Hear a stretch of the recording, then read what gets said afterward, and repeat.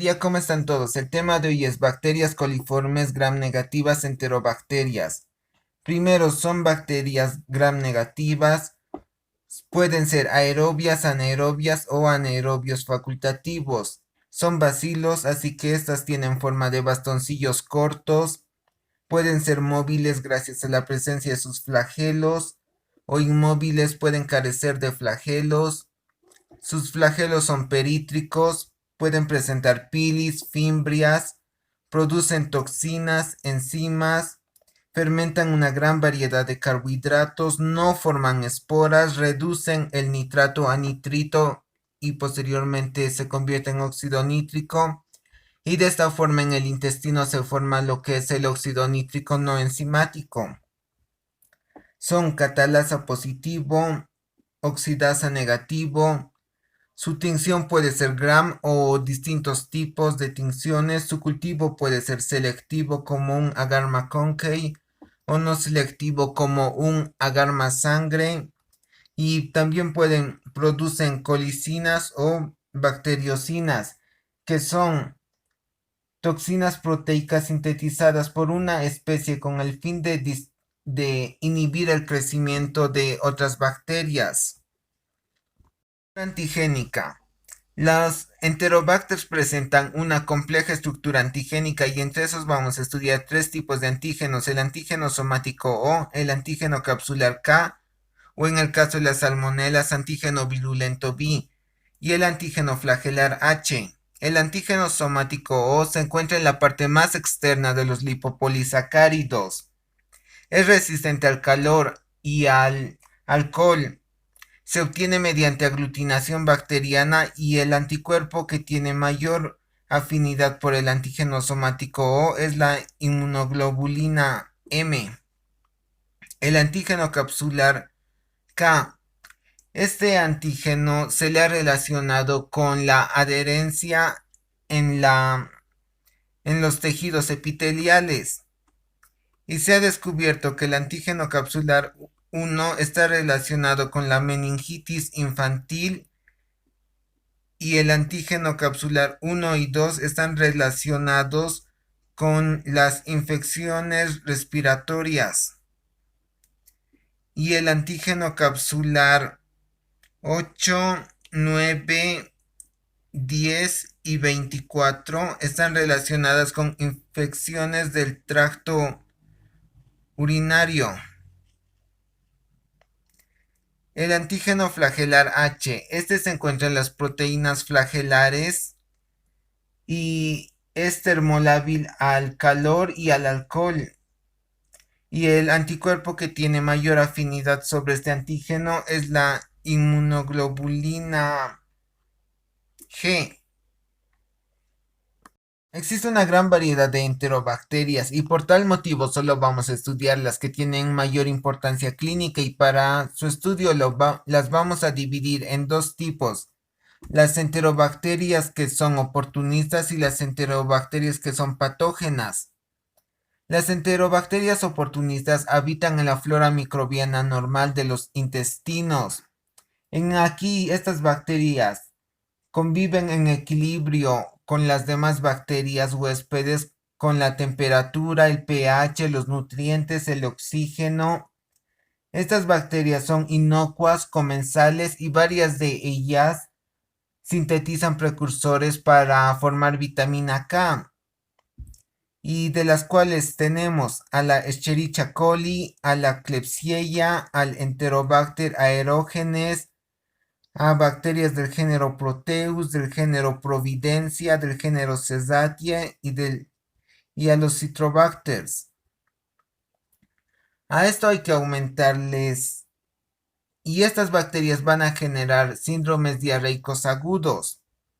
Generan enfermedades intrahospitalarias, de las cuales hay que aumentarles a los estafilococos y estreptococos y pseudomonas entre enfermedades intrahospitalarias. Tengan en cuenta esto ya que suelen ser preguntas. Y entre las bacterias patógenas tenemos a dos: al género Shigella y a las salmonelas. La Escherichia coli genera enfermedades del tipo infecciosas agudas, de las cuales primero vamos a hablar de las enfermedades diarreicas. Pero antes vamos a definir qué es diarrea. Se denomina diarrea la deposición o evacuación de contenido fecal por 3 veces al día o mayor, que generalmente se limita a los 7 días, pero cuando sobrepasa los 14 días, se denomina diarrea persistente, de los cuales sus efectos pueden ser deshidratación, desequilibrio hidroelectrolítico, hipovolemia, hipotensión, sepsis y puede desencadenar en la muerte. Hay que recordar que la diarrea es la segunda causa de muerte infantil global de nuestro mundo. Para su estudio se le ha clasificado a las Escherichia coli entéricas de acuerdo a su factor de virulencia, su proceso patológico y a su presentación clínica en 5 tipos, de las cuales las 3 primeras habitan o generan su proceso en el intestino delgado y las 2 restantes generan su proceso patológico en el intestino grueso.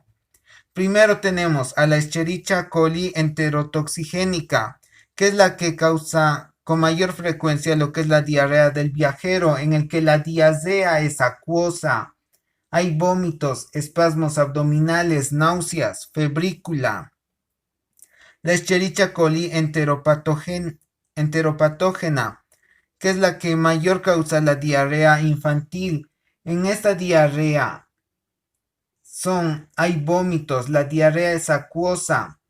La Escherichia coli enteroagregativa va a causar lo que es una diarrea aguda o una diarrea crónica mayor a 14 días, que es lo que llamamos la diarrea persistente, que puede ser del tipo de diarrea del viajero o una diarrea infantil, en el que el contenido de la evacuación es acuoso, persistente.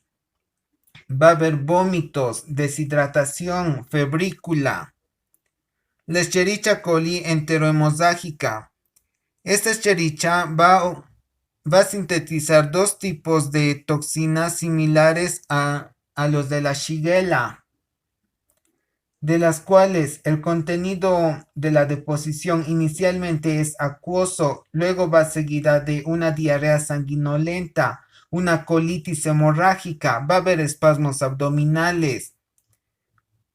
La presentación clínica puede ser sin fiebre o puede haber febrícula.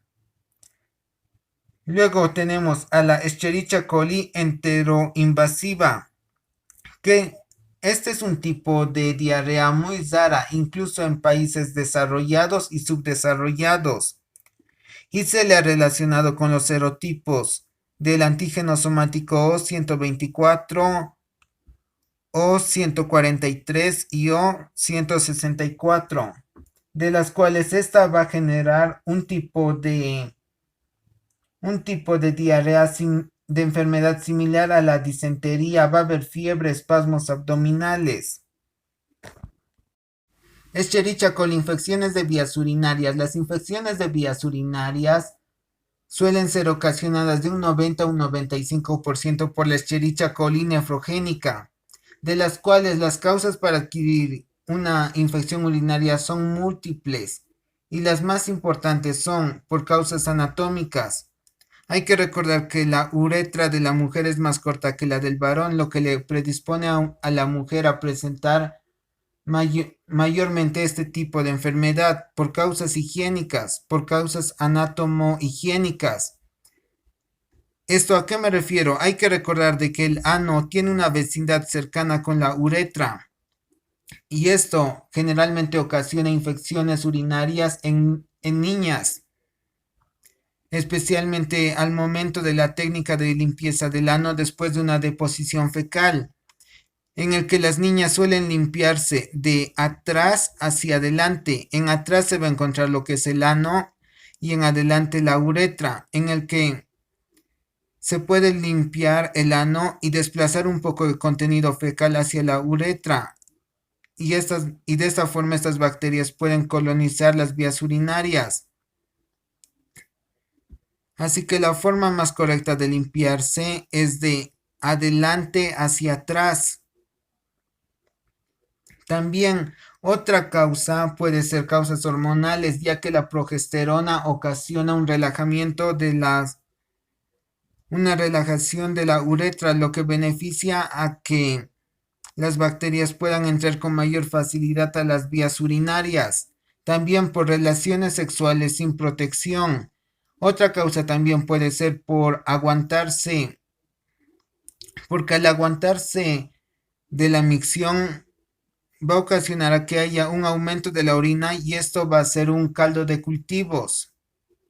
Y de esta forma se van a poder proliferar con mayor facilidad las bacterias. El proceso patológico de una enfermedad urinaria es que primero en la zona periureteral va a haber una colonización, después van a ascender a lo que es a la vejiga, en el que aquí se van a proliferar, se van a multiplicar hasta cierto punto en el que van a llegar a ascender por los uréteres hacia los riñones. Y de esta forma pueden llegar hacia las arterias y ocasionar una bacteremia. Las infecciones de vías urinarias las vamos a clasificar en infección urinaria baja o cistitis en la vejiga, o infección urinaria alta o pielonefritis en la zona lumbar. En una infección urinaria baja va a haber una disuria, una polaquiura, hematuria. La paciente va a presentar escalofríos, fiebre, dolor de espalda, malestar general y puede haber un tenesmo vesical. Entre las infecciones urinarias altas va a presentar los pacientes los mismos síntomas pero más acentuados y con mayor intensidad. También va a haber náuseas, vómitos. Y si no es tratado de una buena manera, a largo plazo el paciente va a ser más propenso a adquirir hipertensión arterial e insuficiencia renal. En el diagnóstico de una infección urinaria hay que tener en cuenta la historia clínica. También se le tiene que realizar un hemograma completo, un examen de orina en el que macroscópicamente se va a ver un color turbio. Se puede observar la presencia de pus. También va a tener un olor fétido. Va a haber presencia de espuma en la orina. Microscópicamente va a haber un aumento de leucocitos, va a haber una gran cantidad de epitelio y se va a poder ver a las bacterias. También se le puede realizar un urocultivo y un antibiograma, especialmente si el paciente o la paciente han tenido infecciones urinarias con gran frecuencia. Como consecuencia de una infección de vías urinarias, como dijimos, puede ocasionar una bacteremia. Esta bacteremia puede ocasionar una septicemia, puede llevar a la muerte de la paciente. También, en caso de una mujer embarazada, puede ocasionar el aborto, una infección urinaria. También, aparte, otro tipo de enfermedad que puede ocasionar una Escherichia coli es una meningitis, especialmente las Escherichia coli que tienen el tipo de antígeno capsular 1. Recordar que estas enfermedades son de carácter intrahospitalarios, que se pueden contagiar dentro de los hospitales. Generalmente las padecen personas inmunodeprimidas con defensas bajas, a consecuencia de ser internadas por periodos largos en los hospitales. Estas enfermedades pueden ser contraídas de persona a persona mediante instrumentos como sondas, vías, catéteres, de las cuales entre las bacterias que generan enfermedades intrahospitalarias tenemos al Enterobacter aerogenes que genera diarrea, infecciones del tracto urinario, sepsis, etc. Del género Providencia y Citrobacter pueden generar enfermedades del tracto urinario, sepsis, etc. Las bacterias del género Cesatiae pueden causar infecciones respiratorias, neumonías, bacteremias, endocarditis, infecciones del tracto urinario, meningitis, queratitis, conjuntivitis, infecciones de la piel, etc. Las enfermedades que podemos hallar en las Klebsiella son la Klebsiella neumonía y la Klebsiella oxytoca puede generar una neumonía lobular primaria con afección al parénquima pulmonar que generalmente es de causa intrahospitalaria y rara vez puede ser adquirida en comunidad. La Klebsiella rhinosporidium causa enfermedad granulomatosa de la nariz. Luego, la Klebsiella ozaenae causa rinitis crónica atrófica. La Klebsiella granulomatis causa la enfermedad llamada donovamosis o llamada también granuloma venéreo. Género Proteus se caracterizan principalmente por generar infecciones del tracto urinario, aunque no se descartan que puedan generar otro tipo de cuadros clínicos aparte del tracto urinario. Entre estas bacterias tenemos a los Proteus mirabilis, a los Proteus vulgaris y a las Morganellas morgani, y se caracterizan por sintetizarlo a la ureasa, y esta enzima se va a encargar de hidrolizar a la urea, y como resultado va a generar dióxido de carbono y amoníaco, y como consecuencia va a causar a que se aumente el pH de la orina, o sea, va a haber una orina alcalina y la orina alcalina va a precipitar a lo que son al magnesio y al calcio y estos van a formar cristales. Y estos cristales van a terminar convirtiéndose en cálculos renales. También otra desventaja de un pH alcalino es que va a ser tóxico para el epitelio urinario. En el diagnóstico de las bacterias ya antes mencionadas son primero una buena historia clínica, antecedentes de que el paciente tenga compromiso de su inmunidad, antecedentes de periodos largos de hospitalización.